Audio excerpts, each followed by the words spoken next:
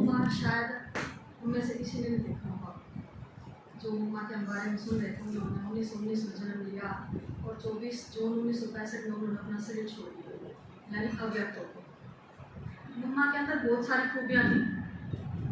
सबसे पहले तो वो क्या थे, सहनशील भी थे और मतलब बाबा के जब से सामने आए तो आजी का पार्ट भी बहुत ज़बरदस्त था उनके अंदर। लेकिन मम्मा के अंदर एक गुण और भी था, वो बहुत अच्छे गायक भी थे, बहुत अच्छी तरह से गाते थे और जब वो गाते थे तो सब मगन हो जाते थे इस बात में। और जो मम्मा हम अब देख रहे हैं साकार में, मेरे को तो अनुभव होता है कि मम्मा हमारे साथ है और उन्होंने कुछ जो गुण वहाँ उनके अंदर थे वो अब सामने है। क्योंकि सारे बच्चों ने गुहार लगाई थी कि मम्मा आप चले गए, लेकिन अब हम आपकी पालना कैसे लें। जैसे पहले देखते थे, मैं छोटी थी ना, मम्मी मत बन जाती थी, वो छोटी दूरबीन लेके आए थे, वहाँ की फोटो होते थे उसमें, तो क्या सोचते थे कि ब्रह्मा बाबा भी चले गए और मम्मा भी चली गई, अब हमारा नंबर कैसे आएगा इनसे मिलने का, इनको देखने का, इनके साथ रहने का। बहुत सारे बहन भाई हैं जो इनसे मिले हैं, इन्होंने इनकी पालना ली है, अब हम तो पीछे रह गए, हमारा नंबर तो आएगा ही नहीं। तो अपने जैसे बहुत सारे बच्चों की बात सुन के, बाबा कहते हैं ना, मैं जो तुम दिल से बोलते हो मैं सुनता हूँ वो सारी बात। तो बाबा ने शायद ये हमारे ऊपर रहम किया और मम्मा को हमारे पास दोबारा भेजा। क्योंकि दीदी के अंदर आप देखो बहुत सारे वही गुण हैं जो मम्मा के अंदर थे। क्योंकि दीदी की गायन कला भी जबरदस्त है, हमें हर बार मौका मिलता ना उनका सुनने का।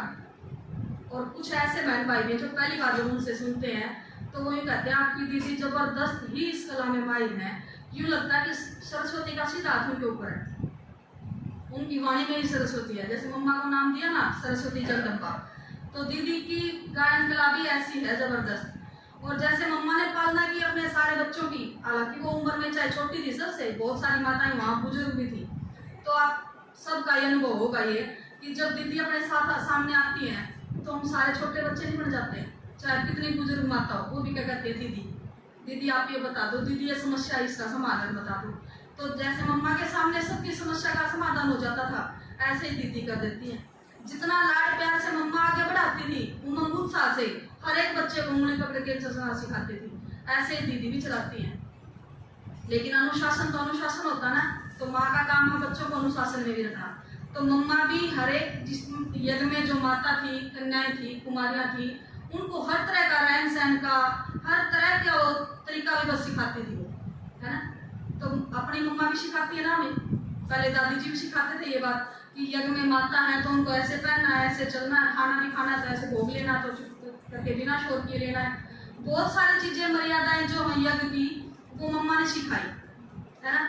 तो ऐसी अपनी मम्मा भी हमें सिखाती है, क्योंकि उस मम्मा को तो हमने नहीं देखा, लेकिन जो मम्मा रियल में हमारे सामने है उनकी पालना हम सब ले रहे हैं। और ये हमारा सौभाग्य है कि कहीं ना कहीं मम्मा हमारे साथ है, वो हमारी पालना कर रही है। तो अब हमें दुखी होने की जरूरत नहीं है कि उस मम्मा की पालना हमने नहीं ली, क्योंकि अब हमारे लिए खुशी का मौका है कि मम्मा हमारे साथ है और उनकी पालना में ही हम पल रहे हैं। बस अपना पार्ट क्या है, हाँ जी का मम्मा ने कहा कि ये काम करना है। जिस तरह पहले शिव बाबा कहते हैं ना कि मम्मा की माँ कौन है, ब्रह्मा बाबा है, उनकी माँ भी वही है ना, क्योंकि उन्होंने उसके मुख से जन्म लिया। तो अपनी मम्मा की माँ भी है यहाँ पर, जिन्होंने उनको सब कुछ सिखाया। हालांकि मैं बचपन से दादाजी से जुड़ी हुई हूँ, क्योंकि उसी गांव से हूँ, तो मैंने देखा है दादाजी उनको उसी तरह वो बजाना भी सिखाते थे, किस तरह गाना गाना है। और एक बात और, दीदी के अंदर एक खूबी है, उनको डांस भी बड़ा अच्छा आता है मैंने सीखा उनसे बचपन में, जब भी कभी मौका मिला तो बहुत अच्छी सिखाते भी हैं वो। और दादाजी ने भी उनको बहुत जबरदस्त पालना दी है, और ऐसी पालना जो एक माँ भी दे सकती है और पिता भी। तो दादाजी ने वो दोनों रूप, जैसे ब्रह्मा बाबा ने मम्मा की पालना की और उनको आगे रखा और सारे यज्ञ की माता बना दिया, तो ऐसे ही ब्रह्मा बाबा तो दादाजी पीछे हैं, लेकिन वो क्या करते हैं कि दीदी से पूछो जो भी बात पूछनी है, दीदी की समाधान है। ऐसे दादी भी यही कहती थी कि जो भी पूछना है मुझसे पूछो, दीदी से पूछो।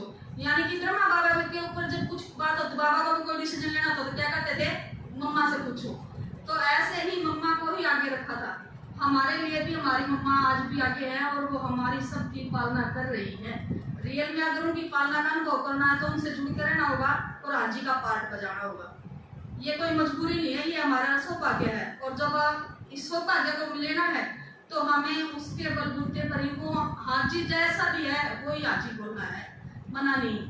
क्योंकि हाजी के आगे निश्चय बुद्धि जो होगा वही आगे विजय होगा। जिस तरह मम्मा कहती थी ना, जो करावण आ रहा है वो करवा रहा है,